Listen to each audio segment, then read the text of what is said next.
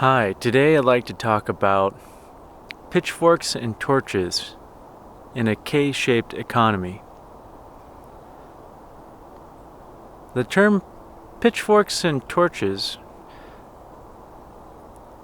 refers to an angry mob.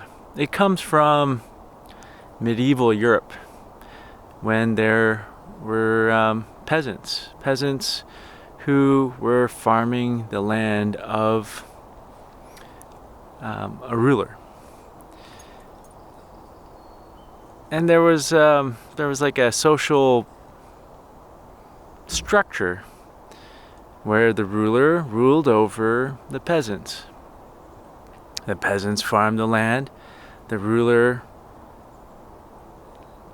took from the food that was produced and then gave back some to the peasants, but kept a lot for themselves and for their friends. Yeah, that system worked for a long time, but it's a system of hierarchy. And sometimes it worked okay, sometimes it didn't. Sometimes there was unrest. Sometimes the peasants were angry with their situation and murdered their ruler or burned their ruler's castle down, and the ruler had to flee. Those instances were rare, but they did happen. And what did the peasants have to fight back at the time? Well, they have their pitchforks they used to farm, which are like a long wooden handle with a metal prongs on the end that are very sharp. Used to lift, I guess, hay or something. Lift some kind of vegetation, plant matter. But it could be used to skewer people, stab people in vital organs. And then they have torches because there was no electricity back then. There were no electric lights, power grid, so people saw at night by candles and torches, lamps. So when there's an angry mob picks up their pitchforks and torches and then marches together to the castle where the ruler lives to burn it down and murder the ruler. Or at least demand that the situation change. Scare the ruler into like agreeing to different terms, saying, "Hey, this is not working for us, so we demand different terms."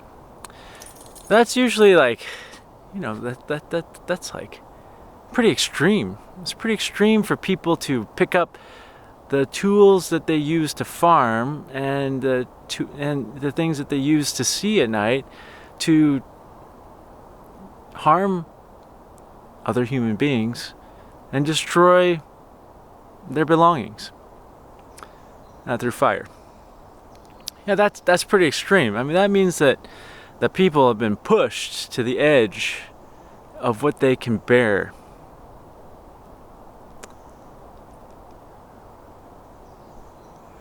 Well, interestingly, nowadays, I think there's a modern equivalent to pitchforks and torches. And it really came to mind last week for me.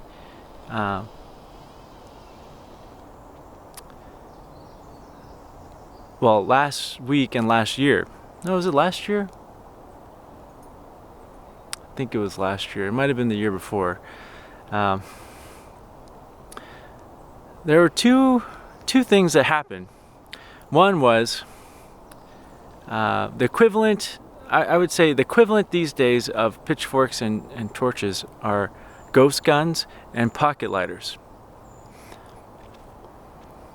Nowadays we have there is the ability to 3D print the essentially frame of a firearm, a pistol, and then you can you can just purchase a barrel and other parts. I don't know how it works, and I'm not giving instructions on how to do that. I'm just saying that it exists. Ghost guns that are 3D printed without serial numbers. This is not a video about constructing ghost guns. This is a video talking about the fact that they exist and have been used. I think it was over a year ago. A man was murdered with a ghost gun and a suppressor on the streets of New York City, Manhattan. That man was a CEO of an insurance company. And they caught who they think they did it. A man named Luigi, who is alleged to have committed the crime of murdering a CEO of an insurance company, a health insurance company. Well, I mean, that really shook things up a lot. Here was a young man, I believe he was in his 20s at the time. I think he still is in his 20s. From a middle-class family, educated, I think at an Ivy League school. I'm not sure. I thought it was UPenn, but I don't remember. I don't recall. I remember he was educated at like a top university. And then this man allegedly murders the CEO of a health insurance company and now is in prison awaiting trial. He could spend the rest of his life in prison.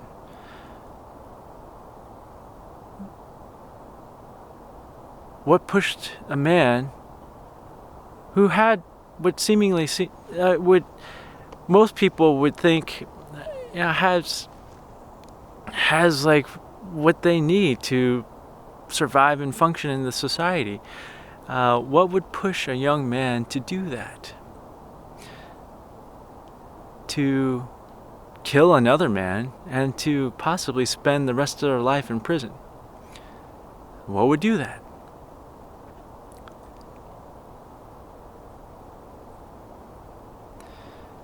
Okay, well that's one story, and then the other story happened last week. There was a man, also in his 20s, so a young man, had a job at a paper company, also in the United States, and allegedly he burned down the warehouse that he worked at. It housed a bunch of paper products. Don't go too far. I see you. Just keeping an eye on my dog. Doobie, come back. Doobie.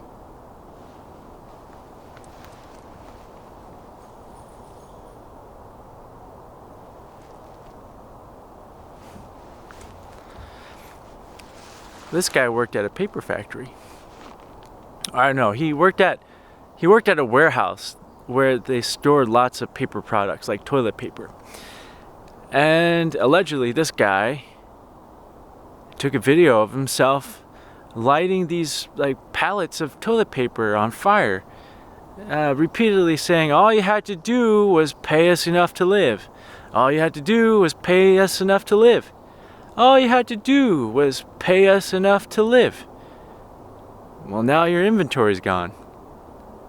And the whole thing went up in flames. He had some expletives in there too. Well, the whole warehouse burnt down. It was a humongous warehouse filled with paper products of this company.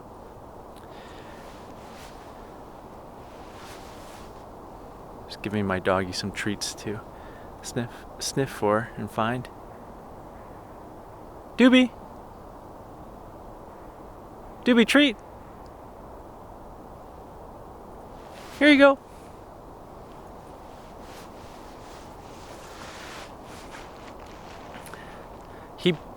He allegedly burnt down this warehouse, saying that he wasn't paid enough to live. Now, Now that's an interesting statement, because obviously he's alive, right? He's alive making the video. So, well, this is just a semantic thing. He was paid enough to live because he was alive making that video. So just from a literal standpoint, he was paid enough to live because he was alive when he allegedly set the warehouse on fire. But what I think the person actually meant was that he felt he wasn't paid enough to survive in this society that we've created. Even though he was alive at that time, he felt that he wasn't given what he wasn't provided what he needed to survive long term. So semantically, didn't make sense, but from a more deeper meaning, it makes sense. I read a whole bunch of comments about people saying, oh my God, that guy is such an idiot because now he burnt down his job. Now he has no job. Now he's going to be in prison, funded by taxpayers like everybody. Everyone's paying for this guy's life. And now his coworkers don't have a job. So he screwed his coworkers over, and then the company's probably just going to file insurance and get the money back for their warehouse and paper products. And so, like, what did this guy do? Like, what did he actually accomplish? Okay, there's a lot of comments like that.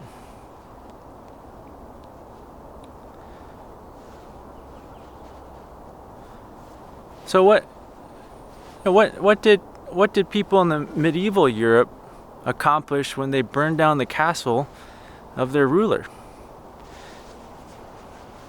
or murdered their ruler, or threatened to? What did they accomplish? I think if you had Instagram and Facebook and YouTube and Reddit back in 12th century Europe, people would say the same thing. Wow, those people were idiots. They just burnt down the person who gave them a job. Now all their fellow peasants, they don't have someone to work for who can provide for them. Now,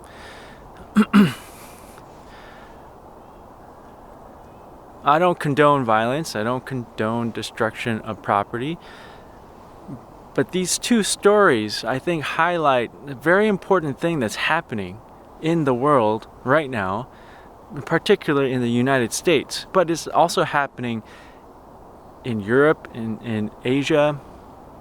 I don't know about Africa, probably. And that's the problem of a K-shaped economy, increasing wealth inequality. So a K-shaped economy, what that is if you imagine a capital letter K. So here's one side. Let's see, how will this video play out? I think, yeah, okay. I might have it backwards, but I'm gonna just do it anyways. You have the vertical, and then you have one line going up and one line going down. That's a K. A K-shaped economy means that the economy does not benefit everyone equally. It benefits some people, and it hurts others. We have one right now. If you look at wealth inequality, it is increasing, and it has been increasing for decades. The top 1% of wealth the top 1% of people owns 32% of the wealth overall. Let's just think about that. 1% owns almost a third of the wealth, and is getting worse. That means the poor are getting poorer and the rich are getting richer. And it's getting worse.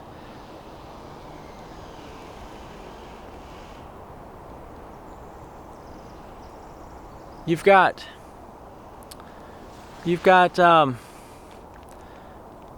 people with like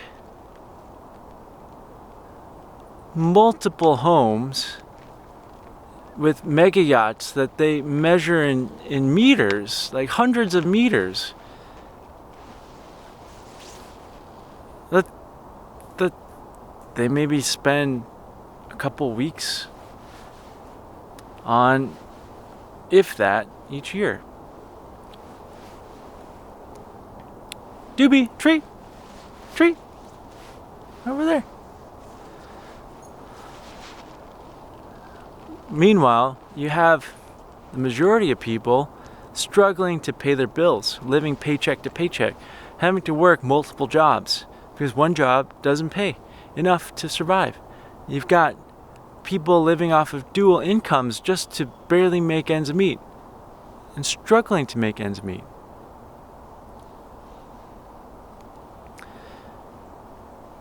Dual incomes. It used to be that single family income was enough to have a house, have shelter, have food, and provide to raise kids.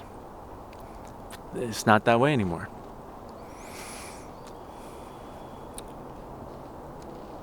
You have situations that can totally bankrupt somebody.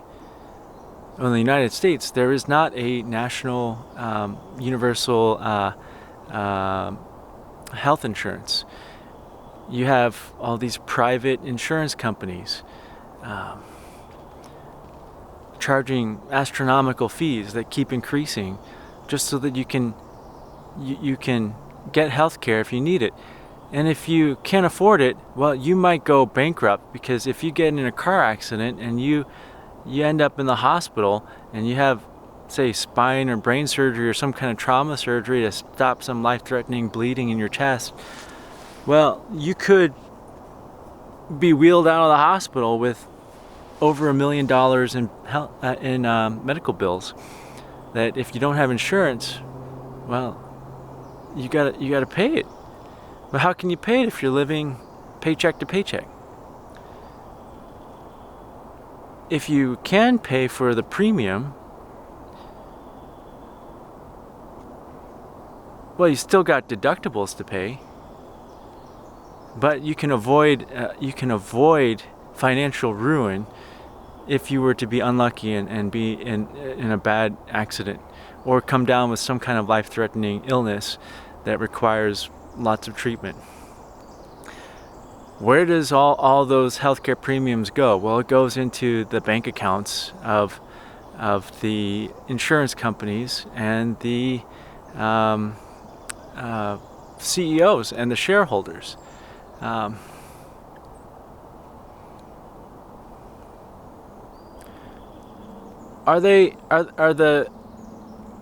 the executives of, well, no, we just even start with the insurance companies. Are the insurance companies providing something? Are they creating something? No, they're just charging you for security about if something bad were to happen. They're not providing healthcare. They're not providing treatment or diagnoses or prevention of illness. They are providing security from a bad outcome and charging for it.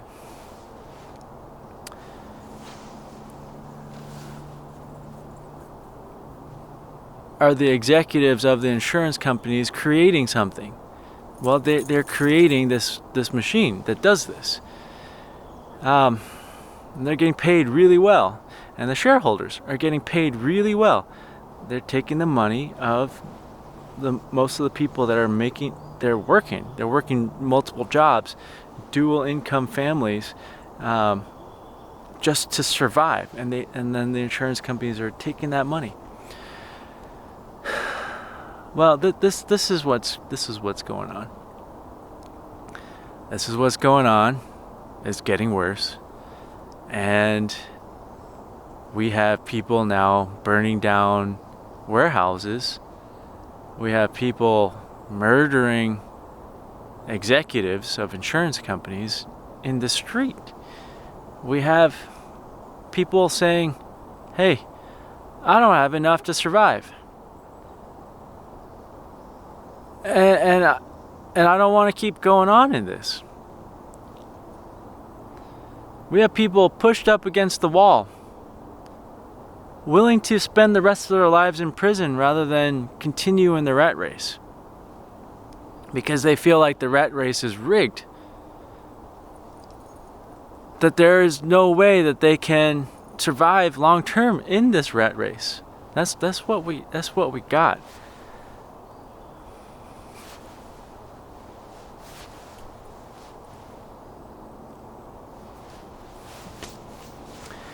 Well, that's why I was thinking about pitchforks and torches, because I see ghost guns and pocket lighters, like Zippos and Bic lighters, as like the modern equivalent of the pitchforks and torches. We got people pushed up against the wall, and the situation is getting worse. So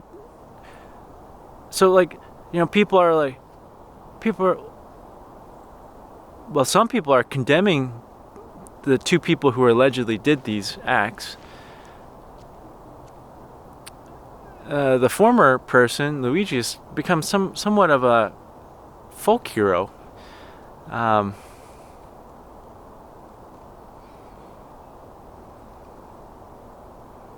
mean, he is also very handsome and charming, and we haven't heard him speak very much, but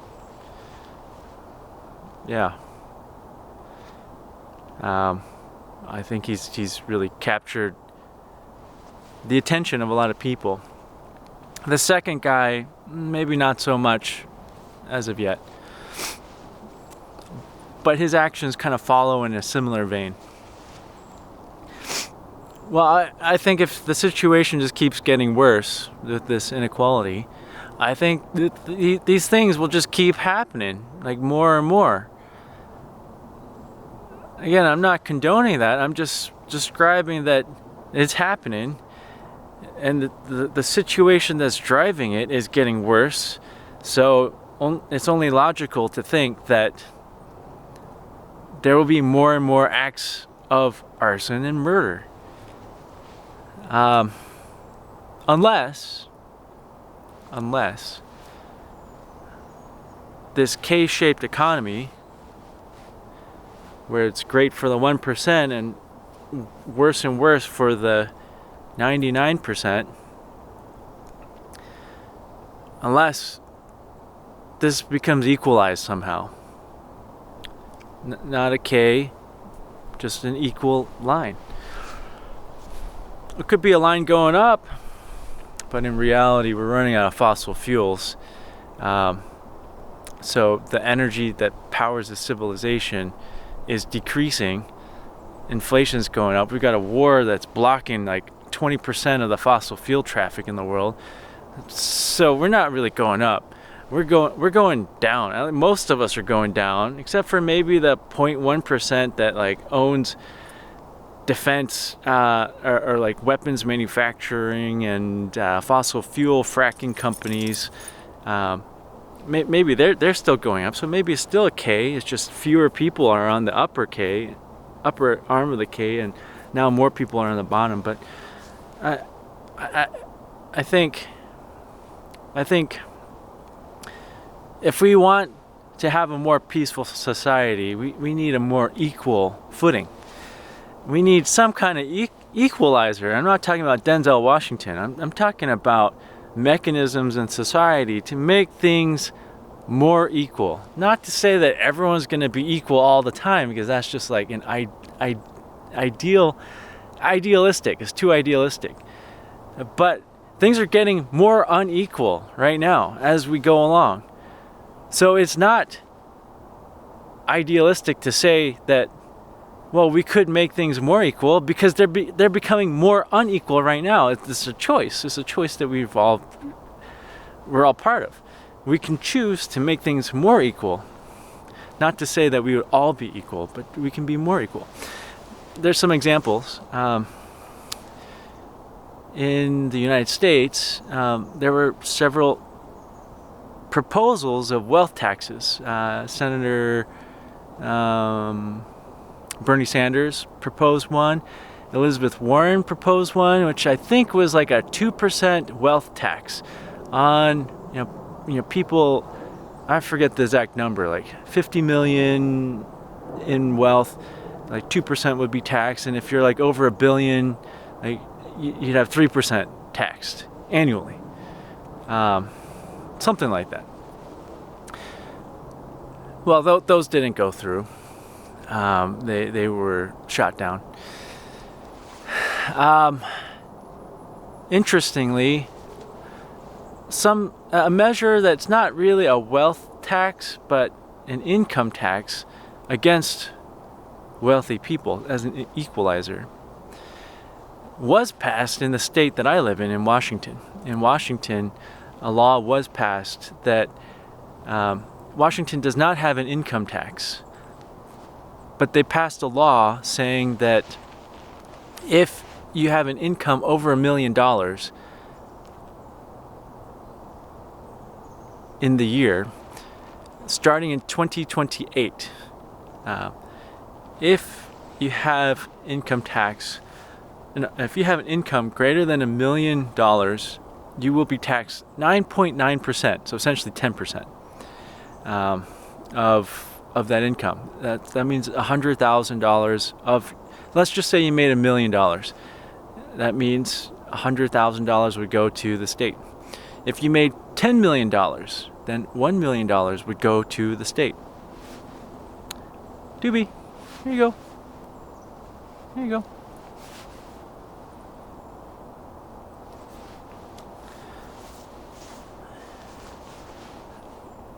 So it's not quite a wealth tax, but it is a heavier tax on wealthy people than on the majority of the other people.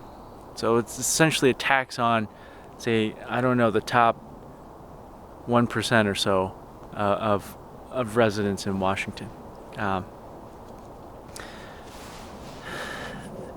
So not quite a wealth tax, but an income tax that targets the 1% to try to equalize things. Those taxes are going to fund healthcare, for education, and like several other things, like some safety thing, and then like to help working families. You can look up the details of exactly how it's going to be used. Again, it hasn't started yet. The law just passed and is supposed to start in 2028. It may get shot down. There are people complaining that that the wealthy will move out of the state. Businesses will move out of the state. Well, that may happen, or it may not happen. Washington's a pretty cool place to live. There are a lot of companies here. So if you work for a company and you're getting paid over $1 million, well, it's a lot to just move away. You leave that job, unless you can work remotely the whole time. But I don't know how that works with tax stuff. This is how wealthy people evade taxes. I mean, they pay taxes, but they can evade paying how much they're supposed to pay. If you look at the top like 400 wealthy individuals, if you look at how much they pay in taxes as a percentage of their income, it's actually dipped down below the percentage that the rest of us pay, because they can afford to hire tax accountants and attorneys to find like the loopholes to protect or shelter their wealth. So yeah, that happens. So will people escape the equalizing measure? Some people will. But it doesn't mean that we shouldn't have an equalizing measure. I think it's a good idea. I think that that's one way to provide for everybody, to make society a little bit more equal, to make people feel like, we've got each other's backs. If you run up against a hard time, well, our community's here to protect you. Right now, it doesn't seem like we've got that. Right now, it seems like it's a rat race.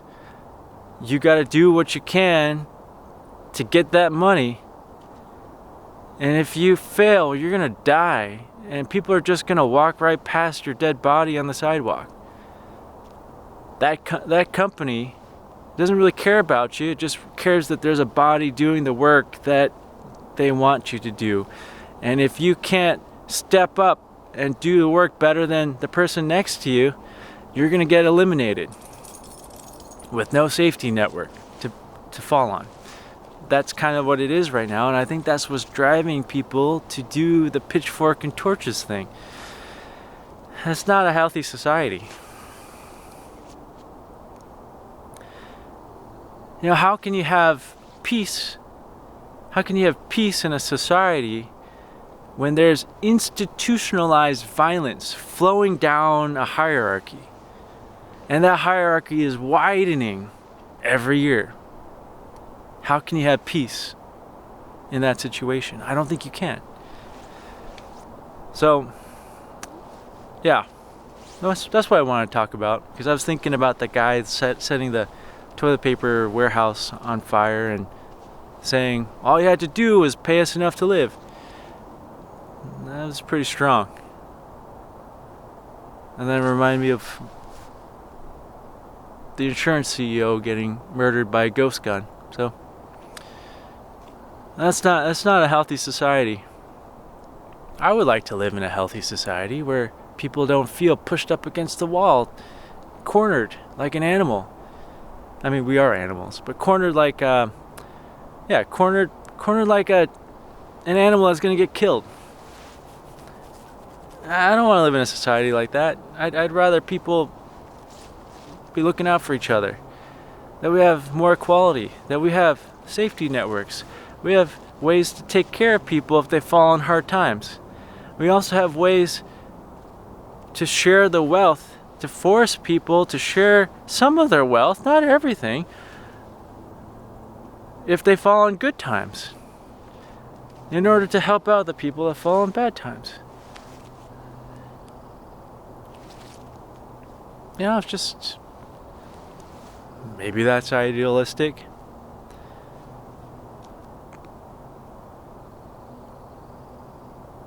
Well, that's just how I feel, and that's what I see right now.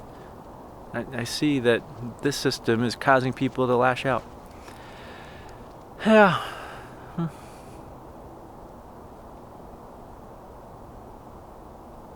That's what I wanted to share today. Let's see if Doobie wants to say hi. Hey, Doobie, you want to say hi? Touch.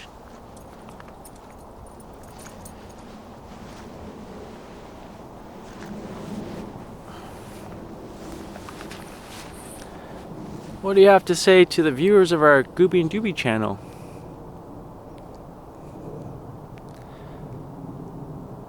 Do you have any thoughts you'd like to share on wealth inequality?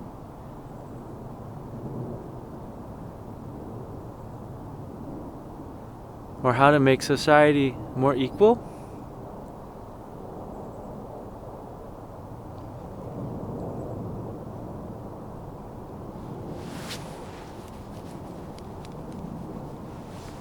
I appreciate living with you.